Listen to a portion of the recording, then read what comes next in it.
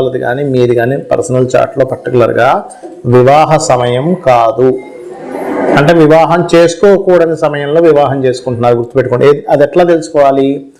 పురుషులైతే మీ శుక్రుడికి గోచారంలో శుభగ్రహాలు కాకుండా పాపగ్రహ సంబంధాలు వచ్చాయి అంటే అప్పుడు దాని అర్థం ఏంటి? ఆ గోచారంలో పాపగ్రహం ఉన్నంతసేపు శుక్రుడి మీద లేదా సప్తమ స్థానాధిపతి మీద, సప్తమం మీద పాపగ్రహాలు ఉన్నప్పుడు ఆ టైంలో చేసుకోకూడదు, చేసుకుంటే దాని ఫలితం వస్తుంది. అలాగే స్త్రీలకైతే కుజుడి మీద పాపగ్రహ సంబంధం రాకూడదు, కుజుడికి కేంద్ర కోణాల్లోని, ముఖ్యంగా కోణాల్లోని, అదేవిధంగా సప్తమ స్థానాధిపతి చూసుకోవాలి. ఇది ప్రధానంగా తీసుకోవాల్సినటువంటిది. మరియు దీంతో పాటు పర్టికులర్గా మీరు కనుక ఇద్దరికి, అంటే ఇప్పుడు ఇద్దరికి సరైన సమయం అనుకోండి వివాహం చేసుకోవడానికి, అప్పుడు బాగుంటుంది. అలా కాకుండా ఒకరికి బాగుండి ఒకరికి బాగాలేదు వివాహం చేసుకున్నాక అప్పుడు ఏంటి యావరేజ్గా ఉంటుంది. వాళ్ళిద్దరు వివాహం చేసుకుంటే ఆ గ్రహస్థితి వెళ్ళిపోయే వరకు. దీంతో పాటు ఎవరికైనా వివాహం అవ్వటం లేదు, చాలామంది సంబంధాలు చూసుకుంటుంటారు కానీ సెట్గా ఒక్కోసారి. దానికి కారణం ఏంటంటే వాళ్ళకి జన్మజాతకంలో బలం లేదు వివాహం మీద. అలాంటప్పుడు మీరు చేయవలసింది ఏమిటి? స్త్రీలైతేనేమో నవగ్రహాల్లో కుజ శని రాహు గ్రహాల దగ్గర దీపారాధన చేయండి. పురుషులైతే శుక్రకేతు గ్రహాల దగ్గర దీపారాధన చేయండి.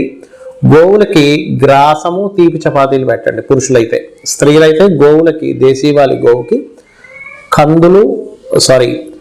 కందులేమో దానం ఇవ్వచ్చు. గోవులకు పెట్టేటువంటిది ముఖ్యంగా క్యారెట్స్, బెల్లము తినిపించండి గోవులకి.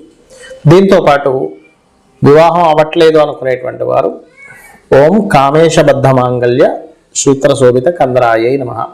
లేదంటే వివాహం అయింది కానీ మా ఇద్దరి మధ్యన మాటి గొడవలు వస్తున్నాయి అని అనుకున్నప్పుడు మీరు ఏం చేస్తారంటే ఓం శివకామేశ్వరాంకస్త శివా స్వాధీన వల్లభాయ నమః.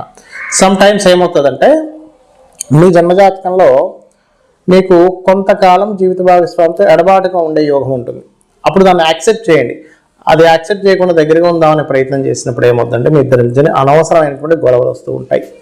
అలా కాకుండా ఒక్కొక్కసారి ఆల్రెడీ వివాహం అయిపోయిందండి కానీ సప్తమంలో పలానా ప్లానెట్ పాడవడం వల్ల మేము ఇబ్బంది పడుతున్నాం అన్నప్పుడు ఆ ప్లానెట్కి సంబంధించినటువంటి దానం ఇవ్వడం. అంటే రవి ఉన్నాడు అనుకోండి, గోధుమలు, చంద్రుడైతే బియ్యము, కుజుడైతే కందులు, బుధుడైతే పెసలు, గురువైతే శనగలు, శుక్రుడైతే బొబ్బర్లు, శని అయితే నువ్వులు, రాహు అయితే మినుములు, కేతు అయితే ఉలవలు. ఈ రకంగా దానం ఇవ్వవచ్చు. లేదా అధిష్టాన దేవతలు అంటే సూర్య భగవాను ఆరాధించడం, రవి అయితే, చంద్రుడైతే అమ్మవారు, శుక్రుడైన అమ్మవారికి చేసుకోవచ్చు, గురువైతే దత్తాత్రేయుడు, శని అయితే శివుణ్ణి లేదా ఆంజనేయ స్వామిని, రాహు దుర్గా, కేతు వచ్చేసి గణపతిని. ఈ రకంగా కూడా చేసుకోవచ్చు. బుధుడైతే విష్ణువుని. అంటే అది యాక్టివ్ అవుద్ది. మీరు ఎప్పుడైతే ఆ గ్రహం యొక్క అధిష్టాన దేవతకి చేసుకుంటారో ఖచ్చితంగా యాక్టివ్ అవ్వడం. ప్రధానంగా మీరు తీసుకోవాల్సిన జాగ్రత్త ఏంటంటే మీరు